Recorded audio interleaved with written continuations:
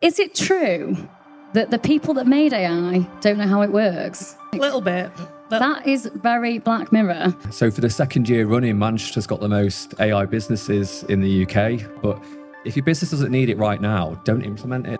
I think there's a ballsiness about Mancunians. the thought that at 35 miles from the sea, we would decide, Liverpool, I see you with your port, but we're going to build our own. And don't worry, we're just going to build this whole ship canal that bypasses you.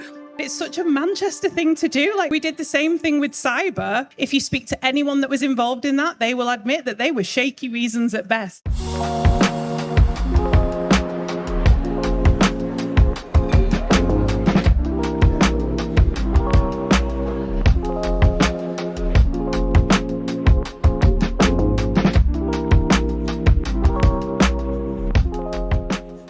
Right, so hello and welcome. My name is Tanya Grady, and you're listening to the very first edition of Foundations, recorded live at Campfield in central Manchester, a next generation campus for technology and creative industries. Foundations is a celebration of bold beginnings, brave ideas, and people who make them possible. And in this episode, we'll be discussing the infrastructure of creation, designing the systems that power innovation. So we often celebrate that spark of kind of creativity, the lightning bolt, eureka kind of moment. But today we're shifting the spotlight to the structures behind the spark. What makes creativity not just possible, but sustainable? And what systems, they're physical, technological, social, actually support people to bring their ideas to life. So joining me are four incredible panelists who don't just create, they design the conditions for others to create. So next to me, I've got the incredible Liz Scott, MBE. Woo! Liz is Chief Executive Director of the Turing Innovation Catalyst, also known as TIC. TIC is a not-for-profit initiative based at the University of Manchester. TIC's mission is to catalyse and accelerate AI and deep tech innovation across Greater Manchester region. Liz is here to talk about the role of emerging tech, especially AI, which is the hottest topic in town. So hot. So hot. So hot. So in unlocking new creative potential and the responsibility that comes with it. Then we've got Joe Reiser, founder and producer at Fuzzy Elephant Studio, which is based over at the Bonded Warehouse. Joe is a sonic architect. Have you been called that before, Joe? There you go. Shaping not just sound, but the entire emotional and practical environment in which musicians create. Joe is here to talk about how the rituals of music production can shape focus, clarity, and emotional resonance in creative work. We've got Grace Cooper next to Joe. Grace is design director at Heart, a studio known for shaping spaces that blend hospitality, co-working, and culture. Grace brings insight into how physical environments like studios, workspaces, even lighting and layout can either inspire or frustrate our creative process. Heart are also responsible for this incredible campus. This is like a total feat of design work, so you should be very proud, Grace. Well done. Incredible work. And then Rich Jones, last but not least.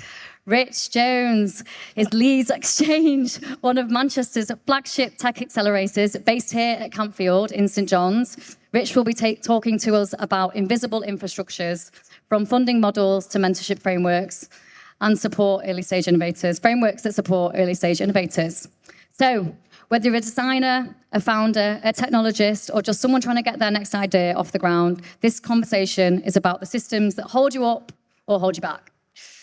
Great.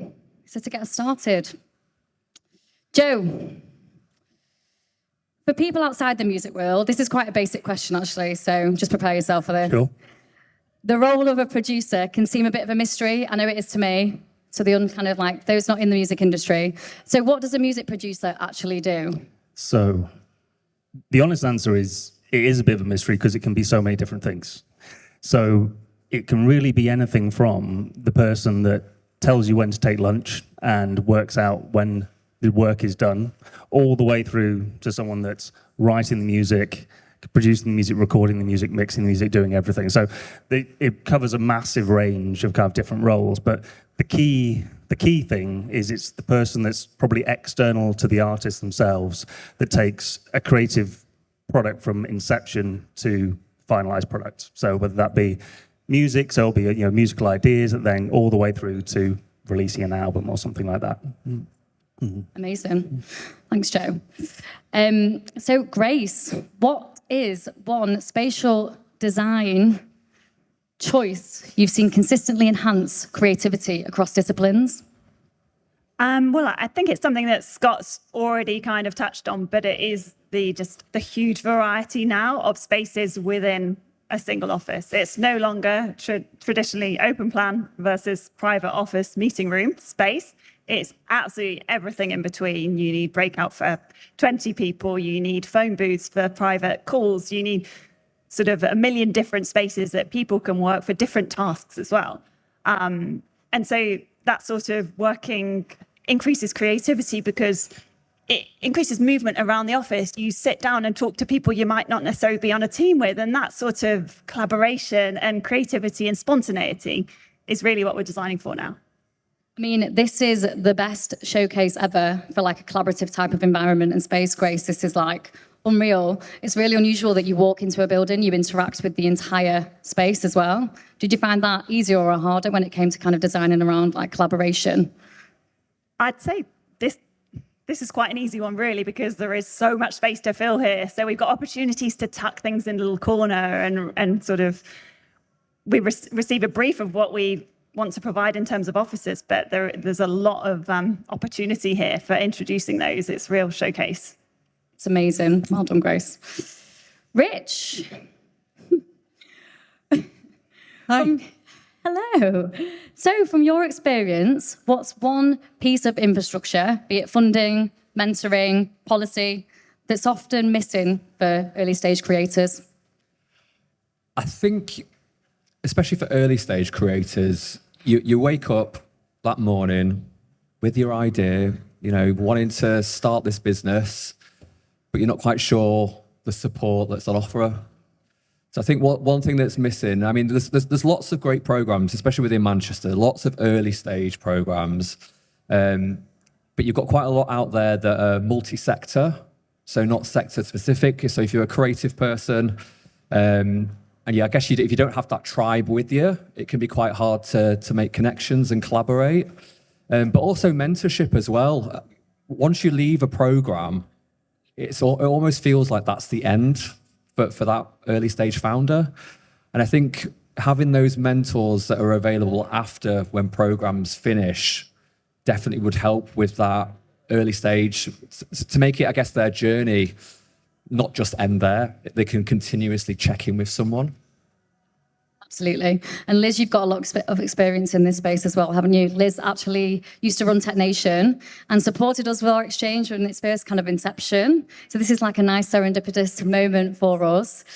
Liz is now working in AI, as we kind of touched on before, and leading on TIC. So AI is literally the hottest topic in town, isn't it? Everyone's talking about it. Everyone's scared of it. So how do you define co-creation, would you say, when working with AI, Liz, and what does that look like in practice? Oh, that's a big question. So I think it depends the type of organization that you're talking about, because we look after a bunch of different innovators and entrepreneurs and different types of businesses at TIC. Some of them are building AI first products and companies. So if you took the AI away, there'd be nothing left. It is the core of what they're building.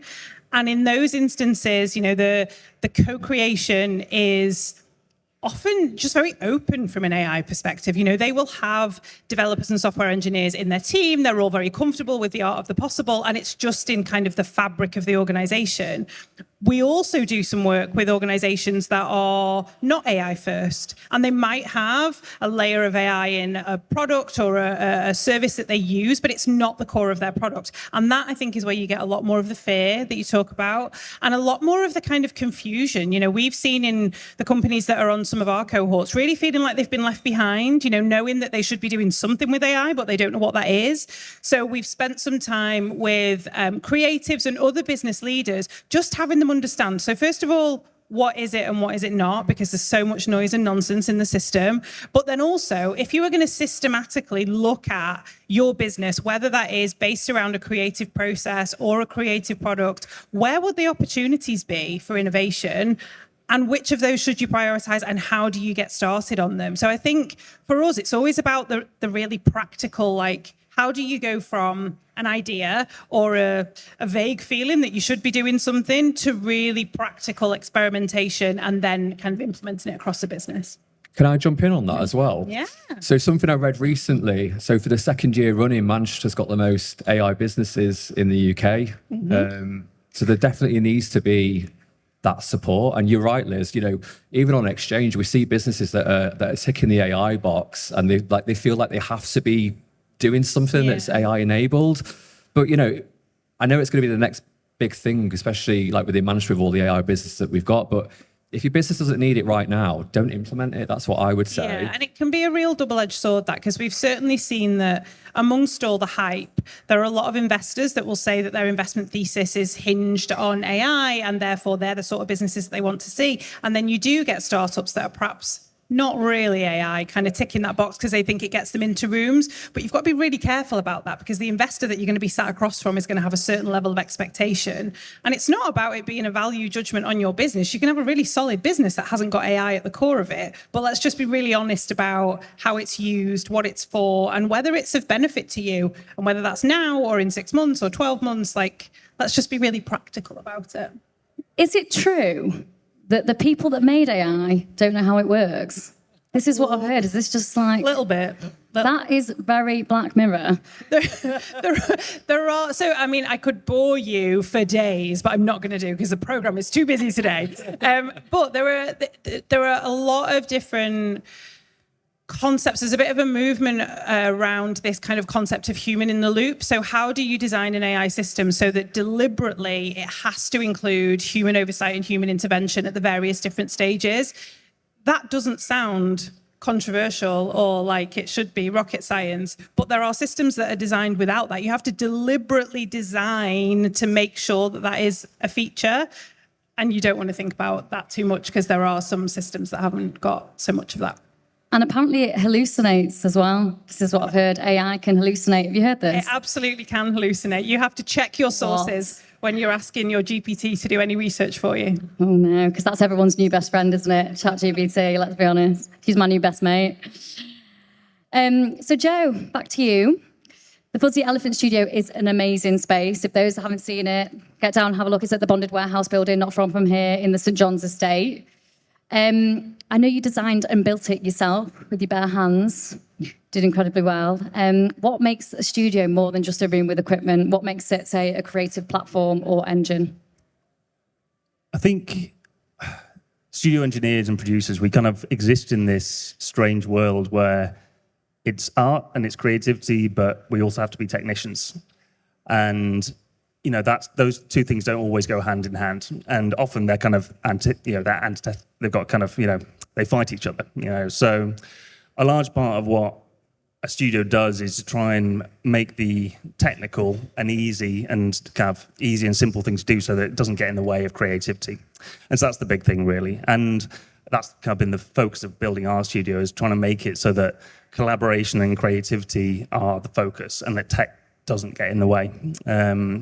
So we designed and kind of modeled our studio on, there's a studio that I've recorded in a few times called Real World, which is it's Peter Gabriel's studio. It's this incredible space, but unusually compared to other studios, everything's all in one room. So, you know, the most recording studios, you have a control room, you have a live room, you have separate spaces, all kind of separated from each other, you know, with glass, so you can still see each other and still work together, but there is a physical separation between you and the artist. And often, you know, you're communicating through headphones and talk back, and you end up with these situations where, you know, you can be having a conversation maybe with another artist in the control room, and there's another member of the band or another new musician sitting in the live room, just sitting there kind of waiting to, you know, be like, come on, what's happening? Can I be part of this conversation? Can I be involved? So working at Real World kind of really, I know, it just felt like it was such more of a creative process, that everyone's all in the same space, everyone can communicate easily. Also, all the creative tools are just at your disposal, you know, to hand. So yeah, that was kind of what we modeled building our space on, so just a much smaller version of the same thing. And And in addition to that, a lot of recording studios, have closed over the last kind of 20 years because the advent of digital technology is really, in many ways, it's really democratized recording music, which has been incredible. We have people in bedrooms writing platinum records, which is amazing. Major labels and budgets no longer have to dictate, creating music and getting it out to the world. But one disadvantage of kind of everything being so computer-based is that even though computers are pretty incredible these days, they're not very good tools for collaboration in one room. A computer has one driver, it has one person that operates it. So having something that's not directly computer-based for working with multiple people in the same space, I think is really important. So for us, basing our studio around kind of a large format analog console, so big mixing desk, lots of equipment that's tactile, you can touch and use, things that are on shelves that you can get out and kind of play with, and so it becomes like the actual use of the space becomes a creative endeavor rather than just a place to be in. Yeah. Amazing. Thanks, Joe. And AI has not bulldozed its way in just yet, has it? Not yet. I mean, it's interesting, really. I mean, there's a lot of fear in the music industry about AI, obviously because it's so much of the music industry is creators, and people are worried that it's going to take over and take away from people that are creating. But I haven't personally seen it yet, but I'm sure there are going to be some really interesting kind of ways that AI helps creation. But it's I think that at the moment, that hasn't been the focus of the companies that are generating AI tools. So yeah, I don't know. Maybe I haven't seen them yet. Is that anything you've seen so far? I think it's been really interesting for us to see how people that are operating already in a sector are spotting an opportunity for AI to do something that they just could never scale to do. I can't see Sam, but I'm gonna call out Reform for doing some amazing work with Beep AI. So a solution that can automatically censor harmful content in a radio environment. Like, one, who doesn't want that? But two, that's a lot of person hours if you're going to do that individually. So, that's not taken from the creative process, but it's a really important part of that whole universe that needs solving, and actually AI can do that really well. We've seen it again with the way that companies like GigPig can connect artists to live music venues in a way that has never really been done at scale before. So not taking away from the creative process, but making the business of that creative process more accessible, smoother, available at scale. So we've seen a lot of that rather than putting creators out of business. Yeah, I think that's right. I think that's what people need to be looking for, is things to speed up what they're doing already, rather than things that are kind of, I think, like you mentioned before, there's a lot of fear mongering around AI in general and the fear that it's going to take away, but maybe the focus needs to be more of what it can enable us to do. And also, what have you hated doing? Yeah. We talk to our businesses about this a lot. Like, I don't think a single person in any type of business would put their hand up and say, there is no drudgery in my job or my team's job. There are all manner of repetitive, horrible things that humans do not enjoy doing. Let's get rid of that first. And it's just a mindset, really, isn't it, AI? Like, you just got to change that mindset. If you see it as helping you with productivity and not it's going to steal your job, then it's there to help you. And like you say there, Liz, how many hours can you save doing those endless tasks that no one wants to do, where it could be sped up in minutes? So it's definitely a mindset from my point of view. Yeah, an opportunity. Also, if you want to swear on this panel, swear away, because we will be using Beep AI. Got your back. Product placement.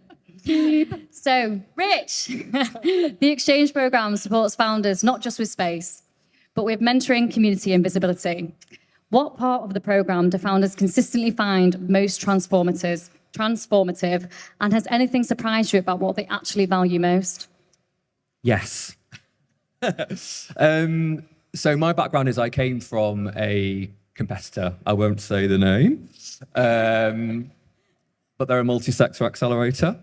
But the fact that we are exchange sector specific, the fact that everyone's in the same boat, they're all, they've got to have like an MVP or product or service ready to go. So we're not an incubator, they're not at idea stage. They're all on that same journey.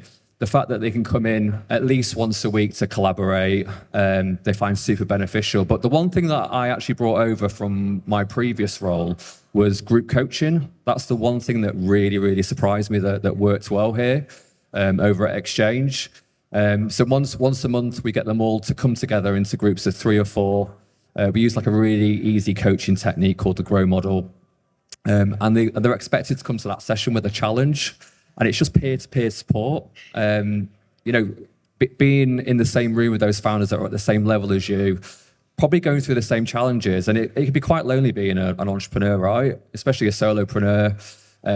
Your friends and family probably don't get what you're doing. They probably just think you're, going away in a coffee shop, swanning around into nice, lovely buildings once a week, at least. When really it is quite lonely. And I think just having that peer-to-peer support where they can come together, discuss the challenges, set some accountability with each other. I think for me, that's one of the biggest highlights that I've seen in the 18 months while I've been at Exchange. Thank you. And I'm going to reframe this question slightly, Liz, because we've kind of already touched on it already. I know that we said don't force AI into your business if there's not a need or a want, but do you not risk being left behind if you don't introduce it? I think there is a bit of false urgency where everybody thinks everybody else is like busy building their own large language models and going to town. That's not true. So get rid of the false urgency, I guess, would be my first thing. And then I think you have to think about this in the same way that you think about any kind of iteration of the business or of the product. What are your customers? So if it's thinking about the company and productivity, that is the people that work in your company. If it's actual customers, what do they need? How are you going to get there? What's stopping you? What has been a stubborn blocker? And yes, think about whether AI or other technologies might help, but start from the customer need. Don't start from, I've got an investor that's jumping up and down saying I should be adopting AI, but I don't know what to be doing. I don't know where to put it, and I don't know how to do it safely. Like it can't be technology driven. It has to be customer need driven. And we have to remind people of that all the time. I can well imagine. So, Joe, you're essentially working with artists to refine their ideas. How do you apply or even encourage innovation to achieve this? So a lot of what we do in a music studio, in the creative side of things, not the kind of technical side, is really trying to keep creative flow going. And part of that is things I spoke about before, which is, getting the tech out of there, so that you're not having to wait for tech, you're not having to set it up, you're not having to be, oh, sorry, if you want to do that, we have to sort this out. So first of all, keep creative flow going. Encourage the environment that makes creative flow a natural thing to happen. And then the other thing, obviously, is like creative flow isn't just a limitless thing that continues. So the other thing is to find strategies that can help you kind of get past roadblocks.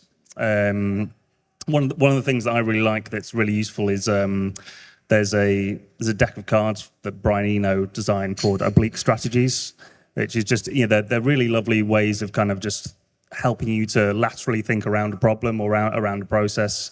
They're kind of similar to some people use the I Ching for it's a similar idea, but it's just recognizing when you've found a creative blockage and then just being able to step back from it and then go, okay, how can we think of this in a different way? How can we kind of navigate around it and then get back into that kind of flow state of creativity? That's kind of one of the things we really try and aim to keep going. It's interesting that you can apply that to any discipline, industry, can't you, really? When it comes to kind of creativity and not blocking that, the amount of people that you hear getting writer's block. And it's interesting how spaces can really help kind of encourage that, or they actually do kind of like properly block that. And this is why this type of space, I think, it's really inspiring to be in a collaborative environment with loads of other people working in a similar industry. You leave the space feeling inspired. You come to the space, you feel inspired. You've got all the natural light and vitamin D, and it does make a massive difference to your kind of creative process. So, Grace, how then do you balance aesthetics and functionality when designing a space specifically for creative work? So I think if you were designing for any type of work, creative or not, it always starts with the operational brief. And we are so fortunate to work really closely with our operational teams throughout the design process. So we get very reactive feedback from the tenants of other buildings. And so that can really inform where we're going and help us to get to the layout plans really quickly. And once we've got that fixed and decided, that's when the fun begins. And that's why when there is endless possibilities and we layer on materiality and color and furniture and planting, and we can really start to play with them. This building is just an open palette for that type of thing. And there's sort of a lot of games that we played. So, for example, you'll notice quite a lot of bright colors here. We've really tried to make sure there's a very visible difference between the old and the new. So, for example, the user journey is highlighted via a series of very bright colored doors, whereas you will not read any of the back of house functional doors, which are all fully integrated around the space because that's where the rooms were to start with. But being monochrome, you just don't read them on the user journey. So we can use that sort of trick to guide people around. And then as well as that, there's also the insertion of items or areas that sort of harbor creativity and allow for self-expression, such as these sort of external garden areas that we've got to the ground floor suites that people can personalize and make their own, and the mesh screening, which we're hoping people will use as sort of large-scale clipboards with bulldog clips to sort of show what they're working on and sort of, brainstorm publicly. So there's lots of opportunity in this space, and it's been great fun. Amazing. The psychology of the user. You don't think it's like really interesting, isn't it? You don't even realize how you interact with the space. Can I ask you a question, Grace? It was literally going through my head then as you were talking. You know, when you walk into an empty shell like this was before we moved in, what is your first thought? Like, what is that first thought when you look at the space? Well, it's not normally just me who walks in. There's a whole barrage, team of us, 14 opinions coming at you at once. But often we're sort of striding out and imagining, and we have our hands up here. Everyone's sort of describing different ideas, and we're marking out, oh, perhaps this will come to here and that to there. But sort of my job is taking that back home to the drawing and starting to plot things out so we can start to sort of envisage and see it come to life. That's an interesting kind of thing to touch on as well, Grace, because you've got so many cooks and it's so hard to please everyone and to tick every box, isn't it? And to ensure that you're able to design something that is super functional, but so incredibly design-led like these spaces. And famously, all your kind of portfolio is massively design-led. So it's an amazing kind of space to be in and to enjoy. So thank you. We're going to look forward to living here, aren't we? Hopefully a lot of us will be moving in. Are you moving in, Liz? Try and get me out. Yeah, that's it. So, Rich, how do you ensure that the frameworks you design remain flexible enough to support diverse forms of innovation? I think you've got to continuously learn and improve. So what might work now in 12 to 18 months might not work, especially AI, like it is the hot topic at the moment. One thing we do over at Exchanges is ask for regular feedback. So we'll do a feedback survey month 2 and month 6, ask what's been working well, what hasn't been working well, and we adapt the next cohort for that. There's no point coming in and going, okay, yeah, this is the way that it should be done. But if it's not working, you're not going to get people wanting to use the space. You're not going to want people to come onto the program. You've got to listen to everybody on your cohort, listen to their experiences, their feedback. That's one thing that we do. So we're constantly evolving the program for them. Amazing.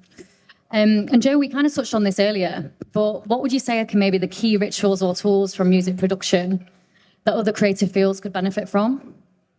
So yeah, I guess probably a few things I've mentioned already, but it's I think when you're collaborating in person, using a computer as a tool, I don't think is necessarily the best way. It ends up very shut off from other people in groups. So using tactile things, piece of paper, kind of something other than like a screen that only one of you can view, I think it's really good. Again, things like oblique strategies, using lateral thinking tools when you're hitting roadblocks.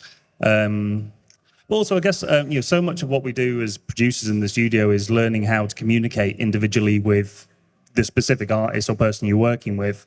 And sometimes I find, because, I don't work in a kind of corporate environment, that coming into different spaces that even the language I find quite foreign. And that can kind of, it's kind of sometimes feels quite othering, in a way. Whereas like a lot of what we do is trying to make sure that communication is like coming from the person that we're working with, and so making sure that we're communicating in a way that works for them, rather than kind of expecting people to come into an environment and communicate the way that we do. So yeah. Taught their language. Yeah, amazing. So Grace, I know we've touched on this before, around you kind of shaping the design of the Campfield campus. I mean, these buildings are iconic in the city, Grade 2 listed market hall buildings, which you've kind of reimagined, reinvented.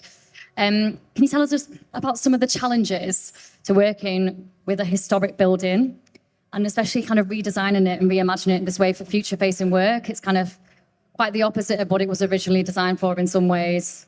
How was that process? So the tricky thing about these buildings definitely is sort of the limitations on changing how they look outwardly. And that is really hard when you're trying to reposition, reframe, give it a new use and attract lots of new people in. It's everything from signage to door openings, the amount we can open the facade, all of that is really heavily controlled. And although the buildings have been redecorated, they don't look massively different in design than what they did 2 years ago. However, we should see this also as sort of a benefit as well, because it does give an opportunity to create this real sense of juxtaposition and sort of a joy and the surprise when you walk in. It is a totally contrasting space than what you might imagine it looks like on the outside. So that is quite exciting, sort of the play and the tension between the two. The listed buildings also sort of down to the detail, there's a bit more thought that goes into the materiality and what was here to start with. So I'll just try and describe this with words, as I know podcast. I won't point too much, but for example, all of the sort of timber cladding that surrounds the ground floor suites. This was all historically timber floorboards that was off a very small mezzanine. So it really makes you think twice about actually taking anything out. It's like, can we reuse that? Whereas on another building, it is way cheaper and easier to just strip it out and start again. And how do we want to decorate it? But actually, we've been forced, our hand is sort of more forced to try and do that, which is a great lesson for all of us. There's another example, which is actually the new reception desk when you enter off Lower Byrom Street. You never would guess it. It looks like a beautiful, shiny new green profiled reception desk. But all of those sort of tiny timber planks are actually previously balusters that came off the edge of the mezzanine, which have been repurposed. So there's some really nice stories within this building from the historic fabric. Amazing. It looks incredible, Grace. And all the design, I think everyone will agree, it's like really kind of integrated and it feels really well fitting to the like historic integrity of the building. So you've done an amazing job of retaining that fabric. It really does. It is amazing. So Rich, then back on kind of like accelerators. I mean, what lessons would you say? Because I know like Exchange is predominantly a tech accelerator. Now we're kind of leaning more in towards a kind of digital and creative industry kind of focus. But what would lessons from a tech-focused accelerator could apply to artists, would you say, or social ventures? That's actually a really good question. I think in terms of, so our early stage program, although we focus on the basics as being a tech-enabled or digital-enabled business, the subjects or the workshops that we put on can be applied to any sector. So, you know, we look at tech, operations, marketing, finance and legal, but that can be applied to any business, right? It doesn't, you don't have to join Exchange. I could, you know, go out to anyone that's got that idea or that early stage business and talk to them around that. I think definitely, you know, having accelerators that are, or incubators that are sector specific, like I mentioned earlier, definitely helps with attracting that tribe. So having a program or a space where people within that same sector can collaborate, that's going to help them massively. You know, there's nothing worse than going into another space where you've got multi-different sectors and you don't really have anything in common with those people. Already, if you're within that same sector or same space, you instantly know, okay, yeah, they're pretty much on the same page as I am. So I think having these creative spaces, especially like Campfield, you know, everyone that's going to be within this space is pretty much in the same sector. So those water cooler moments will probably be a lot easier than if you're in a multi-sector space. It's interesting, isn't it? Because even though the concepts, the businesses aren't generic, a lot of the barriers to growth are quite generic and everyone kind of faces the same issues. Do you know what? You wake up with your idea. There's no handbook. There's no guidebook. You kind of got to, I might swear now, you kind of got to make this shit up as you go along, right? You really do, right? And there's no right or way to do it. And I think I'd be a millionaire now by the amount of times that I always say this. But if it was that easy being a founder, we'd all be doing it. And I always say it's hats off, like admiration to absolutely the founders in the room. It's honestly, it's absolutely blood, sweat and tears. You know, you're probably wearing 100 hats every other day. You know, you're putting out, I don't know how many fires a day. You're not just doing one job role. So like massive admiration to any founders that are listening or, you know, that are in the room. I couldn't do it. Absolutely not. I was just going to say, from an accelerator perspective as well, I think completely agree with Rich that having spaces and programs that are sector specific definitely helps when you've got that kind of peer-to-peer moment. And we know that continues beyond the accelerator. I think the other thing that it's our job to do as people who run these programs is make sure that we're providing all of our participants with a line of sight from a success perspective that they wouldn't have on their own. So it is no surprise to anyone that as a tech ecosystem, we are historically under-invested in. You know, we know that the vast majority of tech investment from a VC point of view goes to London and the Southeast, and it has done since the dawn of time.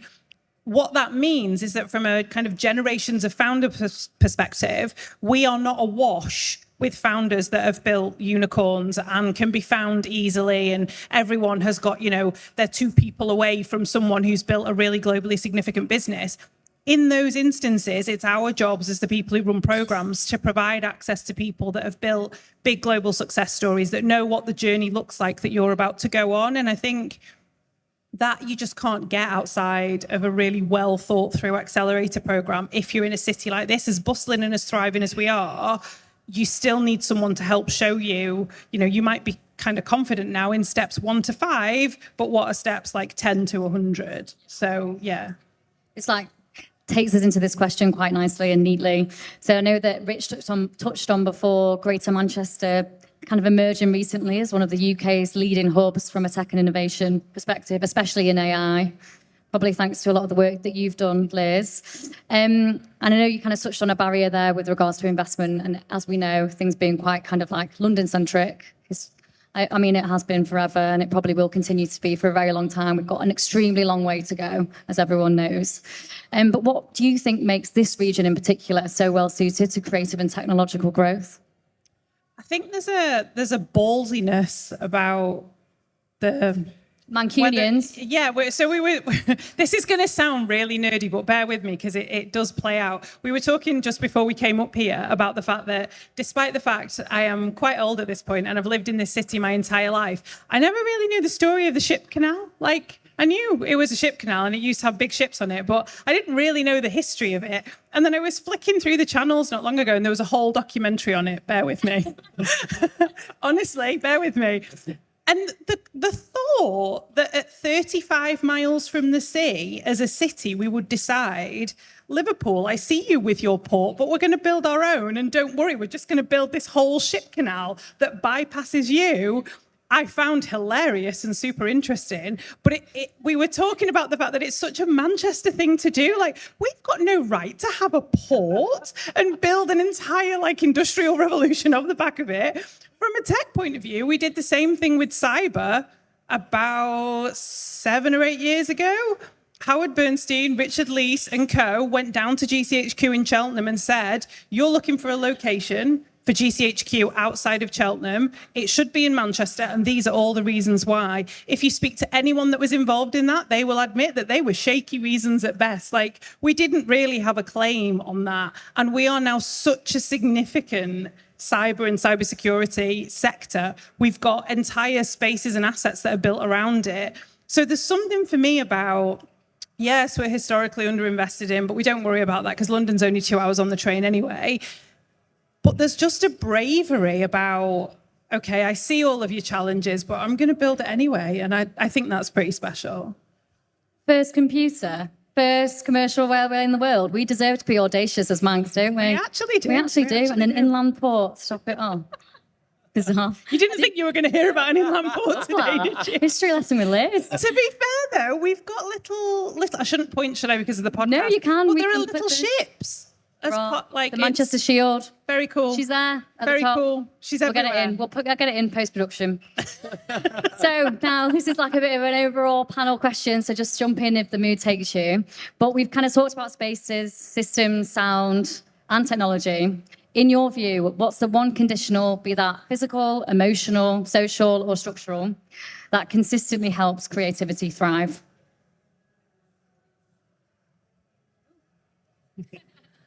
I think it is creating, if a space looks great, it will be occupied. And it is actually having the people around, it's the community. That's what makes people want to come and work somewhere. It's the reason why you don't sit at home, you go and do your work in a coffee shop, because it is really easy to zone in when you see other people zoning in around you.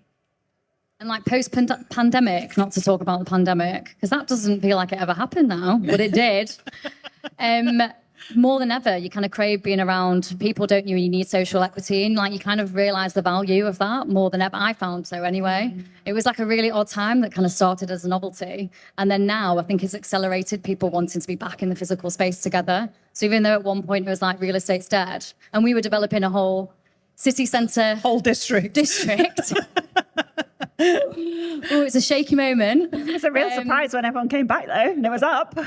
Back, and they came back, and like here we are now launching this incredible new kind of 130,000 square foot campus, and it's full today. And we've This is why, isn't it? Like, why would you be in your sad spare bedroom when you could come and hang out here, and also have those moments that, you know, having we were joking about the fact that you and I walked around bonded in hard hats for a long time before it was ready and before we could launch Exchange, but having seen how that's come to life, and having seen how Rich and you and the team can engineer those moments so that the people that are based there can see a bit of what else is going on. Because I think the space is amazing, and having interesting businesses is amazing, but you do have to engineer those moments so people can see, oh, I see what you're building, and that's cool, and I would never have thought of that, and I wonder if there's an application for that in my business. And so going beyond just the space, I think those are the things that like spark the creativity. It's intentional design, isn't it? Everything's intentional, nothing's an accident. Those water cooler moments as well, right? Yeah. Are there any water coolers in this building? I haven't seen We've got any. taps. Taps. Yeah. Refreshment zones. Sorry, my apologies. Refreshment Get it right. zones. So this brings us to the final question. Looking ahead, what's one change you think we'll see or need to see in how we support creative work over the next 5 to 10 years? I don't mind starting on this one. We've covered it off already. AI, it's the big thing at the moment, isn't it? The next 5 to 10 years, very, very interesting. I'm excited to see where it goes. Again, like getting back to what I was saying earlier, I think it's definitely a mindset thing. People just need to get over the whole, it's going to steal my job. If you look at it as a productivity thing, but if we're creating those spaces where we can help AI thrive as well, you've got the Great Tick program. Do we need to build something that helps those later stage businesses potentially in the next 5 years or so, maybe even sooner? We're on it. Okay. Heard it here first. They're on it. But yeah, I think that's definitely one of the things that I'm looking forward to, especially for Manchester anyway, the next 5 years, just to see how AI explodes. And with Manchester being a city full of pioneers and innovators, us being at the forefront of that.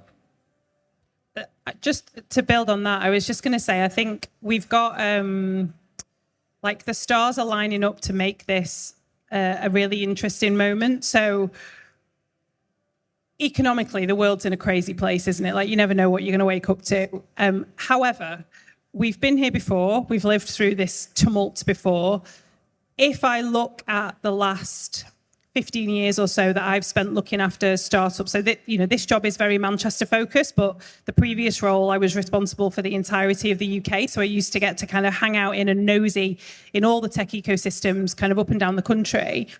The biggest kind of peak in innovation and startup births was immediately following financial crisis of 2008, because all of a sudden a bunch of really smart people had been made redundant from jobs. And if you've not got a salaried job to go to, maybe you'll start that thing that you've always been thinking about. And actually with AI, it's much quicker to just try it and spin something up and get it out in the market and see if there's a response. So I think, as well as the sort of established and more intentional and planned startups and scale-ups that we've already got, we're also just going to see a load of experimentation, and some of those are going to be stellar when they grow.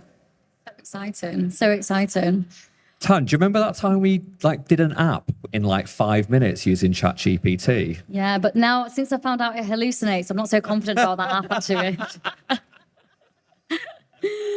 Well, thank you so much to our incredible panelists today. This is actually, we just christened Campfield with the first panel discussion, one of probably, hopefully, many. And thank you so much, guys, for kind of listening to us. You've been listening to Foundations, a celebration of bold beginnings, brave ideas, and the people who make them possible. If you like what you've heard, please remember to subscribe to Foundations wherever you get your podcasts, and follow Campfield MCR on both Instagram and LinkedIn for more information on future episodes and all the great events we have happening here at Campfield. See you soon.